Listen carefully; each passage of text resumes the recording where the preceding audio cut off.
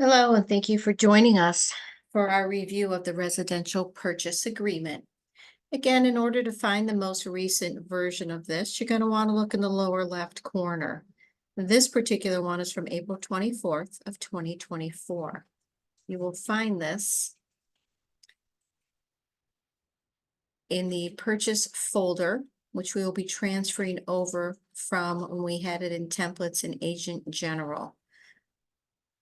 We're going to review this in great detail, so please bear with us because there are some things that have changed and we'll have some hints as we go through this.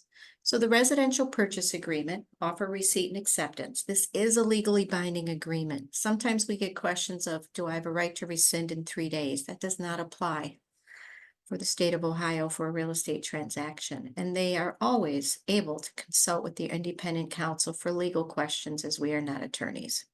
So in the first section, the undersigned, make sure that you find out the legal name of your buyers, middle initials, etc., of how they like things taken into their name, because it's going to carry on through to the actual title. So you want to ask them. You're going to want husband and wife if there are two of them that are going to be purchasing a property, and then put the address in detail. For permanent parcel numbers, there may be more than one. Make sure you put those in great detail as well and check and make sure there's not an extra parcel on the property that you're selling. And you can do this through the MLS and the realist function, and also when you order a tax and legal from the title company. Separate the parcel numbers with commas. So this is talking that the buyer has examined and accepted in its as-is present physical condition, shall include the land, all appurtenant rights, privileges, and easements, and all buildings and fixtures that are now on the property, all electrical, heating, plumbing, bathroom fixtures, all window, door, shades, blinds, awnings, screens, storm windows, curtain and drapery fixtures, all landscape, disposal, smoke detectors, garage door openers, and all controls, all permanently attached carpeting. The following items shall also remain. Now, you may find a little bit of repetition in here, but it's better to have over prominence on selecting something than other. So if it's leased, you're not going to check it, but it's very important that you check with the MLS to find out what's offered. However, your buyer may say, I'd also like to ask for an extra refrigerator that's in the garage, or maybe they're not offering the washer and dryer. However, this buyer would like to ask for them. You can follow those instructions by checking the box in front of each and every piece that they're looking for. Also included may something additional. Perhaps there's a play set in the backyard that's not attached. Perhaps there is a gas grill or an extra fridge in the basement or in the garage. You would put that there. If you have nothing to put here, there are no blanks on any contract. You either put a line through it or N/A, meaning not applicable. Not included could be perhaps they've got something there that you want removed. Make sure you're in great detail. So the next line on line 17 is a secondary offer. You have to answer if this is or is not. If you would put it not, then you're going to put a line through the blank on line 19. If it is, then you're going to say that you're going to have a copy released on or before and give a date. In other words, you don't want it to be open-ended. You have to have an end date. Perhaps they're going to do a secondary offer and they're only going to give you 30 days. Whatever that is, you need an end date like any legally binding contract. And this talks about it. You are going to, again, deposit the earnest money referenced below within 7 days of becoming the primary contract. So you have two places that you're discussing this deadline, and it's very important. So whether you're the buyer's agent or the seller's agent, you are responsible for making sure that the earnest money has been received and deposited in the proper place within 7 days of the contract. This is super important, especially if anything goes sideways. People are going to want to know if the earnest money was redeemed. If you can't do it within 7 days, you need an addendum that extends this. Make sure you get that signed by all parties. Line 24, buyer shall pay the sum of blank. You're going to put your dollars in here. Make sure to put the decimal point and 2 zeros after it. Earnest money. This is their good faith money. This will be put in a non-interest bearing trust account with the escrow agent identified below. So you're going to put that amount. And you have to check one of these boxes on line 31 saying it's either wire transfer to the escrow agent or check payable. Do not in any circumstances ever touch, any wiring instructions, or checks itself. A copy of a deposit is not enough. You need a receipt from the title company, and they're all pretty much complying now, that shows that the title company not only received it, but they have deposited it. They should send this to you automatically. If they don't, it's your responsibility to make sure this has been taken care of. And also a couple lines in here to show that anything over 10,000 must be conveyed by wire transfer. What's your part in it as the agent? You will give the exact name of the escrow officer at the title company, their email address, and their phone number, and you will tell your buyer or buyers to speak directly with them on the phone. They should be calling the title company. And remind them again to never, ever, ever send wiring instructions via email or text. Cash down payment will be deposited with the escrow agent, and you typically can put a dollar value or remainder. The next line, 36, the buyer will or will not meet the down payment requirement in cash without regard to the sale or closing of any real property. So if your buyer has a house that's under contract and they are using those proceeds to buy their next house, then in this instance, you will say the buyer will not meet the down payment, and you would put the address in here. They're also going to ask you probably for a copy of the contract to make sure it's under contract. And then down here, you're going to have initial for seller or buyers. It can't automatically fill it in because we're not sure which side is working with this, but you can assign the initial part under the seller's initials. When you use the autofill function, the property address should also autofill. The mortgage to be obtained by the buyer, you're going to need to talk to the lender of your client and find out, first of all, how much do they need for this? Do they need any closing costs? And what type of mortgage is this? And you're going to put that information right here. You are asking that the seller would credit the buyer. They have to agree to that. Financing is very important. You're going to have them make their application for the mortgage loan within, I typically put 7 to 10 days, depending on the closing of it, and obtain a written conditional commitment. Again, as the buyer's agent or the selling agent, it's your responsibility to follow the letters of this contract to make sure that you have that written conditional commitment. I personally would call the lender just to make sure everything's moving along and ask them for any updates. And then you're going to say to them, how soon can you get me this? And they'll give you a date, and that's what you fill in line 43. It's all about communication. The offer is further contingent upon the property appraising at or above the purchase price by the buyer's lender's appraiser. As we all know, appraisers are chosen by the lender. If despite the buyer's good faith efforts that commitment is not timely obtained, then this agreement shall be null and void. Upon execution of a mutual release by seller and buyer, the earnest money shall be returned to the buyer without any further liability of either party to the other or to broker and its agents. Note, the parties agree that escrow agent shall maintain earnest money in a trust account until its receipt of a party's mutual written authorization for disbursement or final court ordering specifying to whom the earnest money shall be awarded. We often get the questions of what if they won't sign the mutual release? Then the earnest money stays with the title company for a period of 2 years. And after that point, they typically release it to the buyer. You need to explain to your sellers. They may say, well, I've gone through an awful lot. I don't want to give the earnest money back. We'd rather get it off the market right now, put it back on there and get it sold right away and move forward with it, and tell them that after the 2 years, it typically goes back to the buyer. We just want to be positive with our delivery. Electronic data security warning. The parties acknowledge and agree that HomeSmart Real Estate Momentum, including its agents and employees, will never ask either party to wire funds or to provide confidential financial data, including credit or debit card or bank account numbers. The parties agree to confirm any transfer instructions directly by telephone with the escrow agent identified below.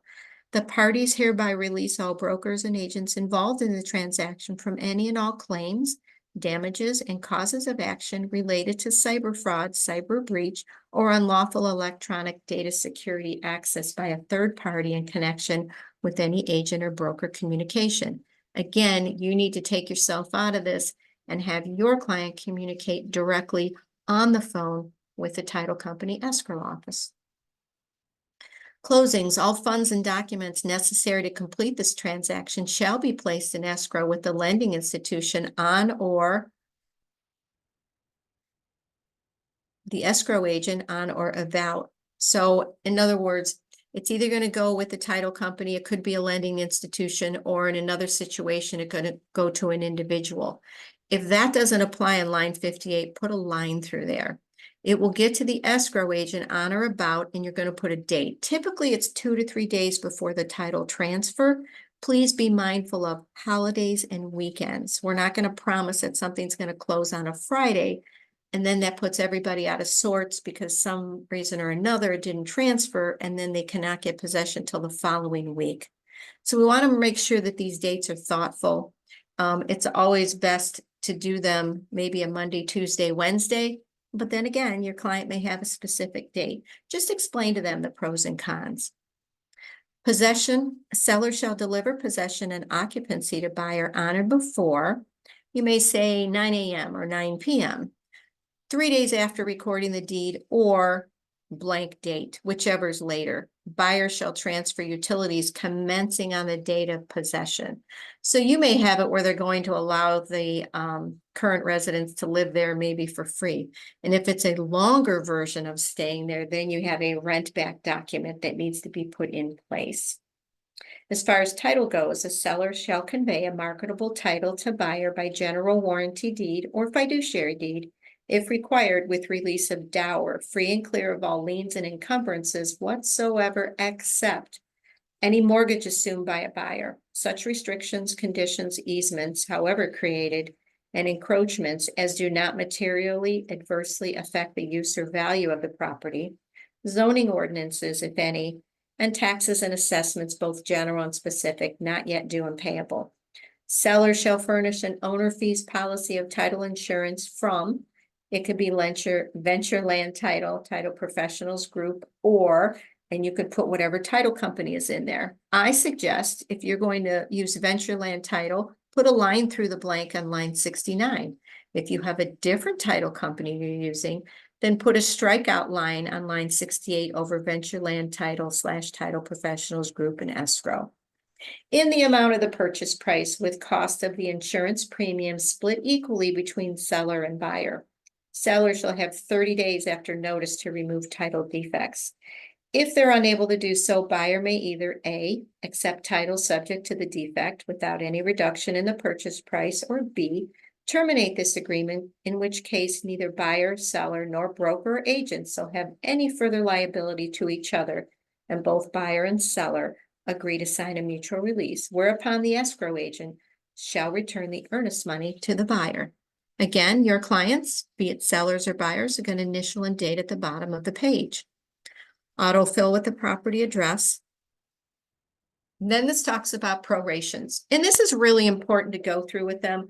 Once you've read this several times, you'll have the verbiage in your mind, but it's going to talk about the taxes and the assessments. Sometimes buyers don't even think about it, or they don't even really have a clear understanding of what it is. So it's a good idea that you understand what this is. The taxes may a certain amount, it might state something, for instance, $10 in the MLS. It doesn't mean that's what it is. The auditor's office will have the exact amount.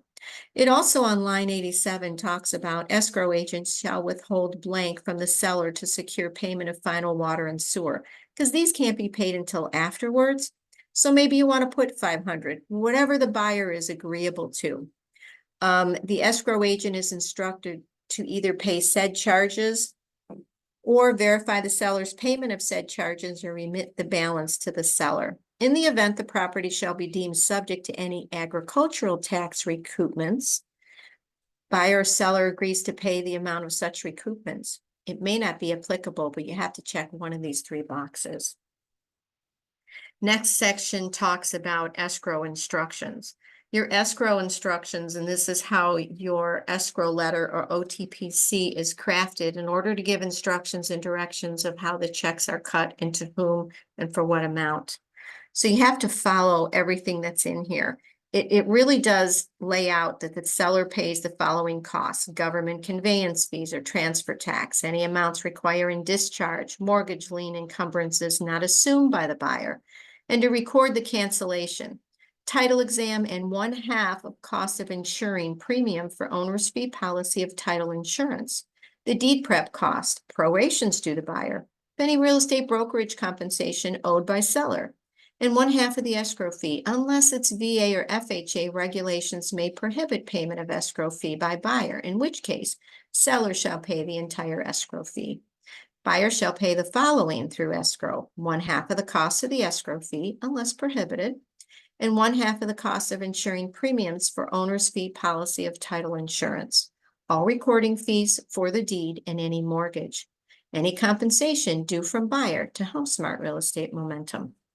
Then we get into the limited home warranty. Hopefully by now everybody's talked to Danny Thorson about our cinch policies.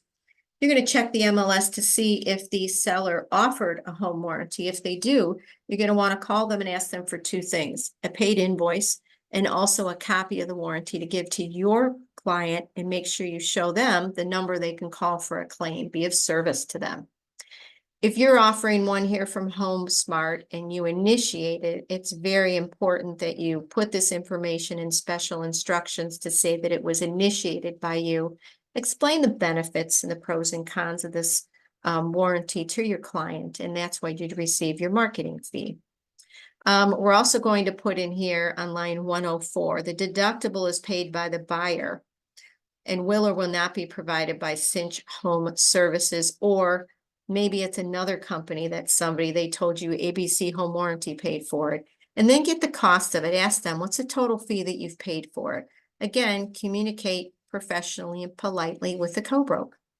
The cost of the warranty, if elected, shall be paid by. You're going to answer buyer or seller, and understand it doesn't include pre-existing defects. Inspections. Super, super important to make sure that they're paying attention on this. Buyer shall have an Ohio licensed general home inspector and or professional inspector perform at buyer's choice the inspections indicated below. A professional is a person engaged full-time for profit in the business directly related to the inspection service indicated. If buyer waives or does not perform elected inspections, buyer agrees that buyer does so against the advice of the buyer's agent and broker. Buyer acknowledges that all real property and improvements contain defects and conditions that are not readily apparent, which may affect their use or value. Buyer is accepting the property in its as-is condition. Buyer agrees that brokers and agents do not guarantee and in no way assume responsibility for the property's condition, including as represented in any advertising. Buyer shall carefully inspect and make diligent inquiry of seller or buyer's inspectors regarding the property and examine public records related to the property. This is when the buyer has to do their own due diligence, and that's a privilege for them. You have to present it as such. Inspections required by any state, county, local government, FHA, VA financing do not replace the need for a buyer's inspection. In other words, if a city has a point of sale inspection, that does not replace any of these other inspections. Buyer has been provided with a list of 3 or more licensed general home inspectors, assumes sole responsibility for choosing professional inspectors, and releases the broker and agent. Do not, as an agent, ever call and set up the appointment. You just have to confirm it with the seller. Do not ever give them one person. It needs to be in writing.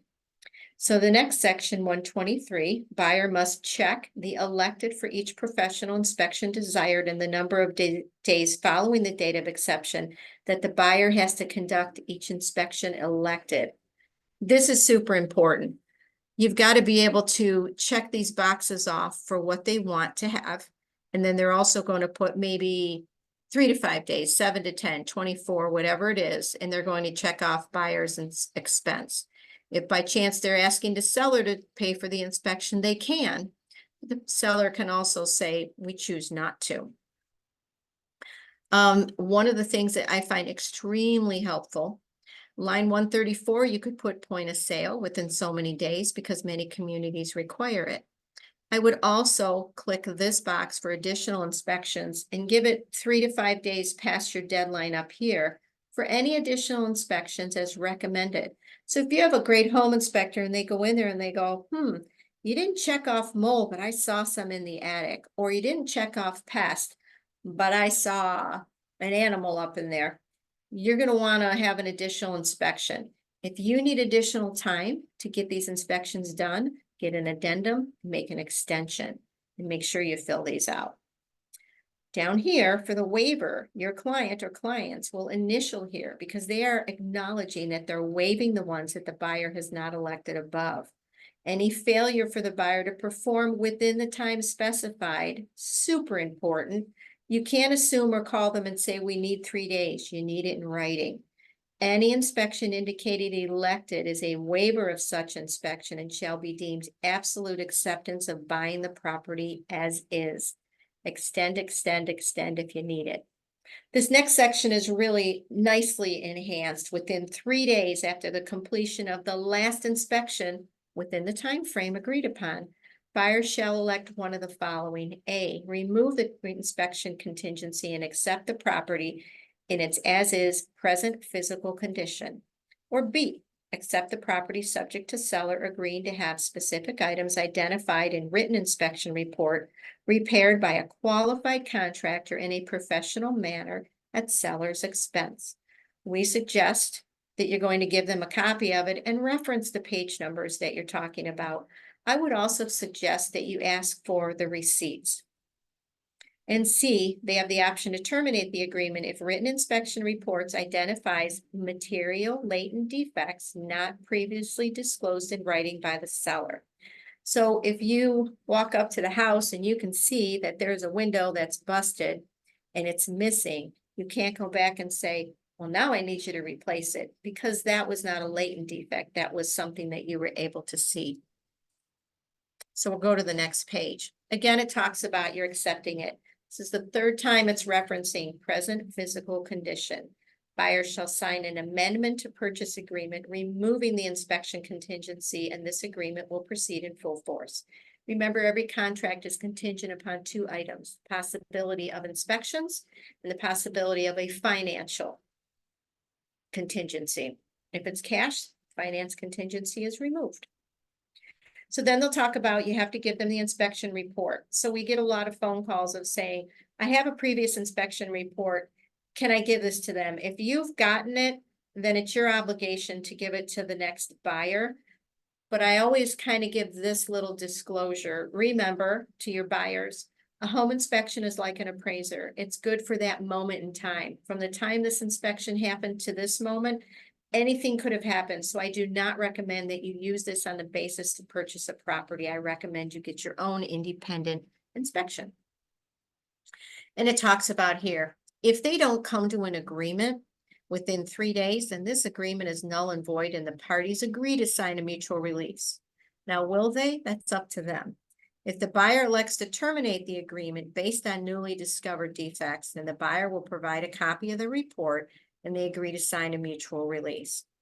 Upon signing a mutual release, the seller and buyer, the earnest money shall be returned to the buyer without any further liability to the other or the brokers. The parties may agree in writing to extend the dates for inspections, repair, or deadlines for exercising their right to terminate. Seller shall provide reasonable access to the property for buyer to review and approve conditions corrected by seller. A lot of times you'll take this list and you'll go through it and you'll have your final walkthrough, which is a very key point to always have. Read this section over time and time again until you can really absorb this. Pest and wood destroying insects. You're going to answer all these questions. If it's a no, then you don't have to answer the blocks that talk about whose expense, obviously. But make sure you go through and don't miss any of these boxes. Lead-based paint, it's up to the seller. You may have them in an area where the lead-based paint is abundant. You may have it in an area where there isn't, or it's brand new. You explain the pros and cons, and you're going to give your client, if the property is built before 1978, a pamphlet, Protect Your Family from Lead Home. If you don't hand them a physical copy, send it to them via dot loop, and it's been documented that you've done this. And read through here and talk about this. And again, it talks about buying it as in physical condition.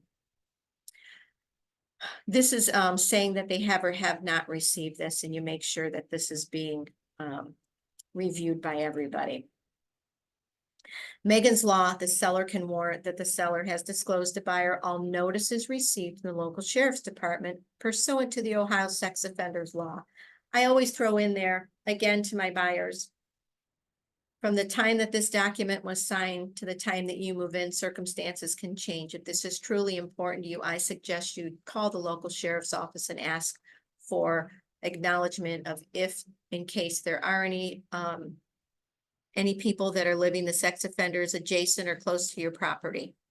So you have to be able to register them, but you have to be able to get that inquiry. It's a timed thing. Condition of the property, again, it's talking about as is present physical condition. Although the seller completes the residential property disclosure form, they also agreed to hold the brokers and agents harmless from any errors or omissions from the seller. The broker or the buyer also acknowledges and agrees that the brokers and agents have no obligation to verify or investigate. Read this line by line, word by word. It will help you. Some of the items that are in there, including square footage, structures, descriptions, etc. These are not guaranteed. And this is strictly important down here, line 208. The buyer has received and reviewed a copy of the disclosures, and you put the date in there that's written on the disclosure, or has not. And if they have not, then you have 3 days or 72 hours to get the receipt. It also talks about important things about the seller, since they still own the property. They're still liable to repair of any leaks of the water gas main lines found between street and the foundation, time of transfer and restoration of utilities. And you're going to give any notices that they received as well. If they find this, then they're going to have 3 days after the receipt to be able to correct these violations, and if not, get an extension.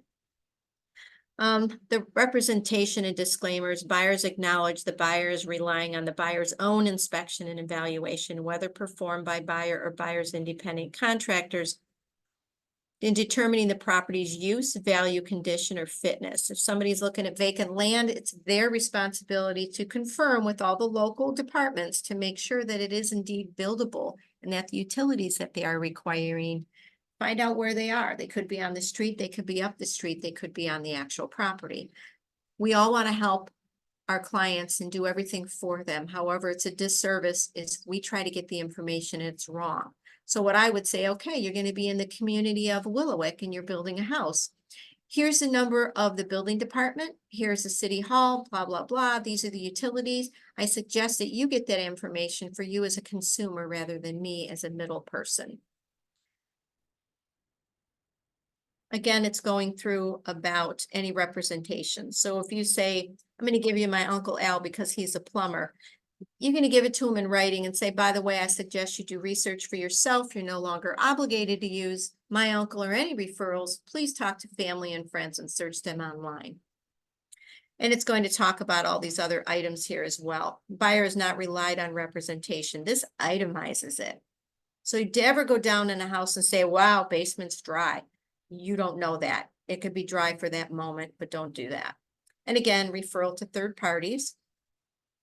So it takes you as the agent from being responsible. Damage is very important. Maybe there's going to be a hailstorm or a tornado that goes down through the property and the damage is in excess of 10% of the purchase price and the title hasn't transferred. So the buyer can either accept the proceeds for the damage and complete the transaction or terminate it and receive all return of deposits made. So if it's less than 10%, the seller shall restore the property to its prior condition. Addendas, you want to also mark out anything that's in here. And then in additional terms, any additional terms. If you're related to the seller or the buyer, disclose it. If you're going to have an escalation clause, put it in one of these two spots. Make sure you put everything that's in there. Disclose, disclose, disclose. Then we're going to talk about broker compensation. The parties understand and agree. Number one, compensation for real estate services is fully negotiable between a broker and the party who engages the brokerage. Real estate brokerage compensation is not established or set by law. Sellers are not obliged to pay a compensation to a cooperating broker or a buyer's broker. Unless the seller agrees, seller are not obligated to authorize their listing broker to pay a portion of its compensation to a cooperating broker or buyer broker. So if the seller says, I'm not paying any commission, and you're thinking, I just want to get this done, I'll pay him out of mine. You are not allowed. You have to have permission from your seller. You are obligated to them. They've gotten the Ohio agency disclosure statement specifying the agency relationship. It will talk about who represents who. In respect to the transaction and agreement, sellers confirm that blank, HomeSmart Real Estate Momentum, the listing broker, is or is not offering blank, talking about the compensation. You can either have a dollar value or a percentage. If you're going to put a percentage, you put a line through the dollar value. If you're going to put a dollar value or percentage, and you can put down here in writing, whichever is greater, it will help you. Disclose, disclose, disclose. Buyer instructs the escrow agent to pay cooperating brokerage a professional service fee of $5.95 and blank or blank. You're going to want to detail this out. So up here is the seller's, and then you've got the buyer's information. Read this as often as you can. Make sure that it's correct and your client understands it. This talks about buyers. This talks about the sellers. This is a legally binding agreement. Same as before, no right to rescind. So first thing I would suggest is please read this page here. The paragraph before over and over until it starts to make sense to you, because you have to separate now in our minds. We always just had told to us, this is what we're offering, this is what you take. You have to make sure that you're following this. And we will get into the buyer's exclusive representation agreement, which supersedes every buyer's agent agreement. That's going to be kind of combined with this, if you will. In other words, if the seller says, I'm going to pay 3% to the co-broke buyer's agent, and your buyer agency agreement, you said, oh no, I only want 1%. You are bound to accept the 1%. You cannot accept more than what your buyer's exclusive representation states. And that's something that we'll go over in the next document. This is talking about a binding agreement, calendar days. We don't go by business days. We do count evenings and weekends. And this talks about digital is also in facsimile and electronic signatures are accepted.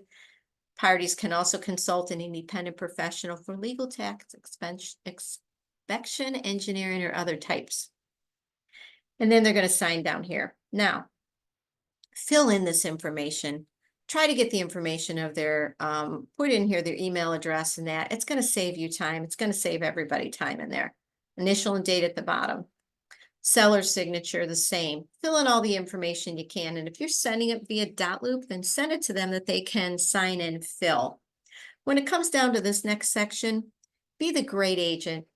Build rapport with the co-broke. Fill in all your information here.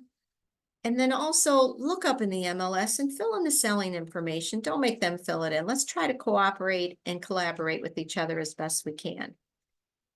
And then again, your last set of initials. So I hope this was helpful to you. Please feel free to listen to this recording over and over. And if you have any additional questions, you can call our Director of Agent Success. And we will have the other recordings available to you as well. Thank you so much.